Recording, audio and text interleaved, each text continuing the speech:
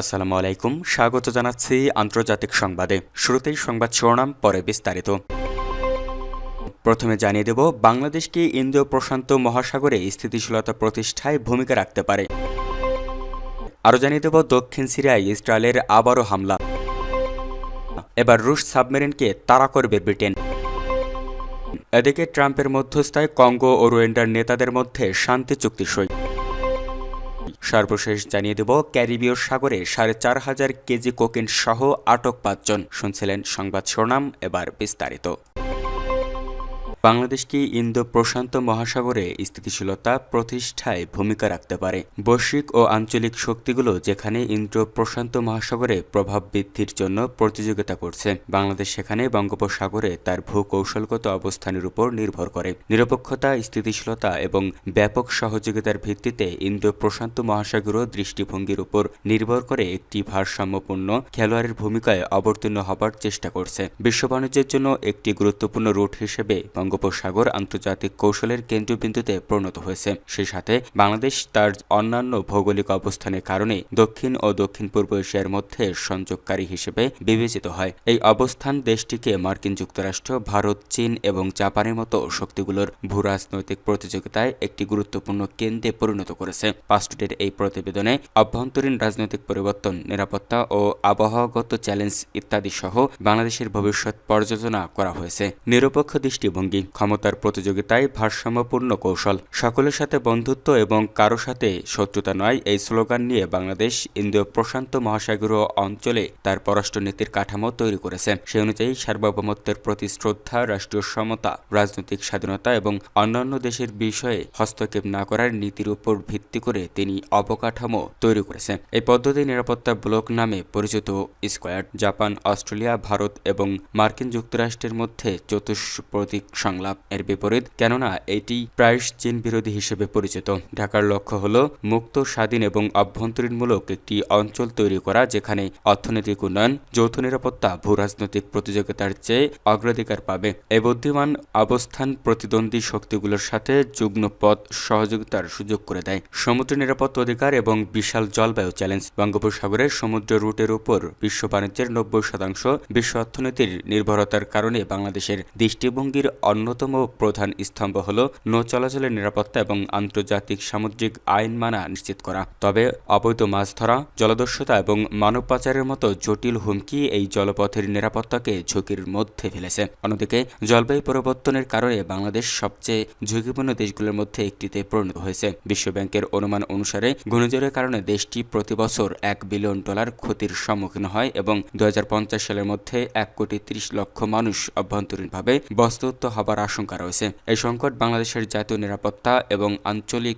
স্থিতিশীলতার জন্য সরাসরি হুমকি স্বরূপ। অভ্যন্তরীণ রাজনৈতিক পরিবর্তন এবং কৌশলগত ধারাবাহিকতা নিয়ে অনিশ্চয়তা, বাংলাদেশের অভ্যন্তরীণ রাজনৈতিক উন্নয়ন তাদের ভূমিকার ভবিষ্যৎ নির্মাণের একটি নির্ধারক কারণ। 2024 সালের গ্রীষ্মে শেখ হাসিনা সরকারের পতনের পর একটি অভ্যন্তরীণ সরকার দায়িত্ব গ্রহণ করেছে। সরকার এখনও ইন্ডো প্যাসিফিক ভিশন এবং এর পরবর্তী আন্তর্জাতিক প্রতিশ্রুতি সম্পর্কে আনুষ্ঠানিকভাবে তার অবস্থান প্রকাশ করেনি। এই অস্পষ্টতা ঢাকার ভারসাম্যপূর্ণ এবং নিরপেক্ষ কৌশলের স্থায়িত্ব সম্পর্কে গুরুতর প্রশ্ন তোলে এবং দেশের ভবিষ্যৎ নির্ধারণে বহিরাগত শক্তিগুলোর দিকে নির্দেশক ভূমিকা ও কৌশল প্রয়োগের সুযোগ তৈরি করতে পারে। অভ্যন্তরীণ ও বাইরের ভারসাম্য রক্ষায় মধ্যস্থার ভবিষ্যৎ, বাংলাদেশ তার অন্যান্য ভৌগোলিক অবস্থান, বিচিত্র সুবিধা এবং নিরপেক্ষতার একটি স্মার্ট কৌশলের মাধ্যমে বাংলাদেশের ইন্ডো প্যাসিফিক অঞ্চলে একটি স্থিতিশীল খেলোয়াড় হওয়ার সম্ভাবনা রয়েছে। মার্কিন যুক্তরাষ্ট্র, যুক্তরাজ্য এবং জাপানের মতো শক্তিগুলোর দ্বারা এই ভূমিকার স্বীকৃতি তার গুরুত্বের প্রমাণ। তবে এর সাফল্য দুটি বিভিন্ন গুরুত্বপূর্ণ বিষয়ের উপর নির্ভর করে। প্রথমত, অভ্যন্তরীণ রাজনৈতিক পরিবর্তনের সময়কাল অতিক্রম করা এবং একটি যোগ্য সরকার প্রতিষ্ঠা করা, যে সরকার পরবর্তী কৌশল অব্যাহত রাখতে পারে অথবা একটি নতুন সুসংগত সংস্করণ উপস্থাপন করতে পারে। দ্বিতীয়ত, জলবায়ু পরিবর্তন এবং সামুদ্রিক নিরাপত্তার মতো মৌলিক চ্যালেঞ্জগুলো, যেগুলো আঞ্চলিক ও আন্তর্জাতিক সহযোগিতা ছাড়া সম্ভব হবে না, একই সাথে সুকৌশলে পরিচালনা করা। এশিয়ার যোগাযোগের সেতু হিসেবে বাংলাদেশের ভবিষ্যৎ নির্ভর করে কিভাবে তারা এই দুটি কঠিন পরীক্ষা মোকাবিলা করবে। দক্ষিণ সিরিয়ায় ইসরায়েলের আবারও হামলা। সিরিয়ার দক্ষিণাঞ্চলে দারা ও কুনেত্রা প্রদেশে ইসরায়েলি বাহিনী আবারও গোলাবর্ষণ বাড়িয়েছে। সীমান্ত সংলগ্ন বেশ কিছু এলাকায় তাদের কামান হামলার খবর পাওয়া গেছে। দক্ষিণ সিরিয়া থেকে শাফাক নিউজের প্রতিবেদনে বলা হয়েছে, দারার দক্ষিণ পশ্চিমাঞ্চলের কোয়া ও আবদিন এলাকায় কৃষিজমিতে 6টি গোলা নিক্ষেপ করা হয়েছে, তবে কোনো হতাহতের খবর পাওয়া যায়নি। এছাড়া কুনেত্রা পশ্চিম এলাকায় তাল আল আহমার আল শারকি অঞ্চলে 5টি গোলা ছোড়া হয়েছে বলে জানা গেছে। এখানেও হতাহতের কোনো তথ্য মেলেনি। সাম্প্রতিক দিনে ইসরায়েলি বাহিনীর হামলা ও সামরিক তৎপরতা উল্লেখযোগ্যভাবে বেড়েছে। 2024 সালের শেষের দিকে বাশার আল আসাদের সরকার পতনের পর থেকে ইসরায়েল সিরিয়ার ভেতরে স্থলাভিযান, বিমান হামলা এবং অস্ত্রভান্ডার ও যানবাহনে লক্ষ্য করে আক্রমণ চালাচ্ছে। পাশাপাশি 1974 সালের যুদ্ধবিরতি চুক্তির আওতায় তৈরি বাফার জোনগুলোতেও তাদের উপস্থিতি বাড়িয়েছে। রুশ সাবমেরিনকে তাড়া করবে ব্রিটেন। ব্রিটেন জানিয়েছে নরওয়ের সঙ্গে তাদের একটি চুক্তি হয়েছে। চুক্তি অনুযায়ী দুই দেশের নৌবাহিনী একসঙ্গে উত্তর আটলান্টিকে রুশ সাবমেরিন তাড়া করবে। ব্রিটেনের প্রতিরক্ষা মন্ত্রণালয় জানায়, গত 2 বছরে ব্রিটিশ জলসীমায় রুশ জাহাজের উপস্থিতি 30% পর্যন্ত বেড়েছে। নরওয়ে সেপ্টেম্বর মাসে ঘোষণা করেছে তারা ব্রিটেন থেকে 5টি টাইপ 26 ফ্রিগেট জাহাজ কিনবে, যাতে খরচ পড়বে প্রায় 10 বিলিয়ন পাউন্ড বা $13 বিলিয়ন। ব্রিটেনের প্রধানমন্ত্রী কিয়ার স্টারমার এবং নরওয়ের প্রধানমন্ত্রী জোসান গারিস্টোর উত্তর স্কটল্যান্ডের একটি রয়্যাল এয়ার ফোর্স ঘাঁটি সফরের সময় নতুন এই চুক্তির খবর এলো। এর আওতায় ব্রিটেন ও নরওয়ের নৌবাহিনী যে 13টি ফ্রিগেট জাহাজ ব্যবহার করবে, সেগুলো উভয় দেশ পারস্পরিকভাবে ব্যবহার করতে পারবে। প্রতিরক্ষা মন্ত্রণালয় এক বিবৃতিতে জানায়, তারা গ্রিনল্যান্ড, আইসল্যান্ড ও ব্রিটেনের মধ্যবর্তী জলসীমায় রাশিয়ান নৌবাহিনীর কার্যক্রম পর্যবেক্ষণ করবে এবং গুরুত্বপূর্ণ অবকাঠামো যেমন সাগরের নিচে থাকা কেবল ও পাইপলাইন সুরক্ষিত রাখবে, যা যোগাযোগ, বিদ্যুৎ ও গ্যাস সরবরাহের জন্য অত্যন্ত গুরুত্বপূর্ণ।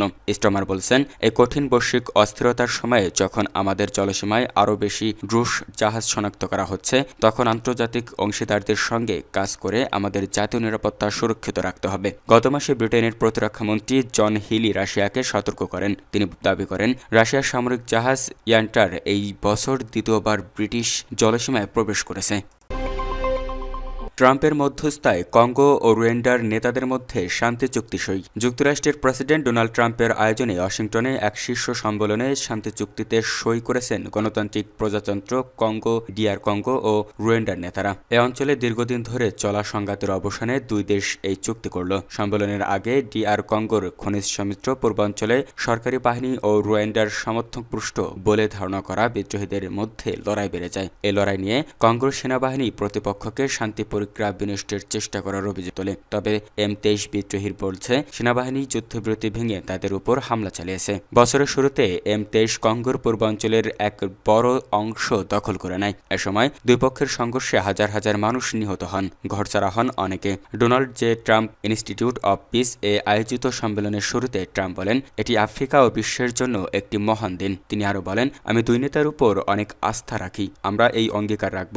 আমি জানি তারাও তা রাখবেন এবং চুক্তি বাস্তবায়ন করে নিজেদের জনগণের জন্য আরও উজ্জ্বল ভবিষ্যৎ গড়ে তুলবেন। এর আগে ট্রাম্প কঙ্গো ও রুয়ান্ডার পররাষ্ট্রমন্ত্রীদের দিয়ে গত জুন মাসে একটি শান্তি চুক্তি সই করান এবং এটিকে তিনি গৌরবের বিজয় বলে আখ্যা দেন। সাম্প্রতিক বছরগুলোয় কঙ্গোর প্রেসিডেন্ট ফেলিক্স শিয়েকেদিও ও রুয়ান্ডার প্রেসিডেন্ট পল কাগামে পরস্পরকে সংঘাতের জন্য দায়ী করে বারবার তিরস্কার করেছেন। এবার সেই চুক্তিতে আনুষ্ঠানিকভাবে সই করলেন শিশেকেদি ও কাগামে। অনুষ্ঠানে কেনিয়া, অ্যাঞ্জোলা, বুরুন্ডি ও টোরোগার নেতারা এবং উগান্ডার ভাইস প্রেসিডেন্ট সমর্থন জানিয়ে উপস্থিত ছিলেন। ক্যারিবীয় সাগরে 4,500 কেজি কোকেন সহ আটক 5 জন। ক্যারিবীয় সাগরে 4,500 কেজি কোকেন আটক করেছে কলম্বিয়ার নৌবাহিনী, যার বাজার মূল্য প্রায় $21,60,00,000। গলফ অফ মরস্কোর উত্তর পশ্চিমে প্রায় 80 নটিক্যাল মাইল দূরে চালানো হয় অভিযান। সেখানে আটক হয় এই বিপুল পরিমাণ মাদক। এই ঘটনায় 5 সন্দেহভাজনকে আটক করা হয়েছে। খবর CNN ব্রাজিলের। নৌগোয়েন্দাদের তথ্য অনুযায়ী হন্ডুরাসগামী একটি দ্রুতগতির স্পিডবোট শনাক্ত হওয়ার পর শুরু হয় এই অভিযান। জব্দ করা হয় 180 ব্যারেল কোকেন। আটক করা হয় 5 সন্দেহভাজনকেও। ধারণা করা হচ্ছে সংগঠিত সশস্ত্র গোষ্ঠী ক্লান দে গলফোর নেতৃত্বে পাচার করা হচ্ছিল এসব মাদক।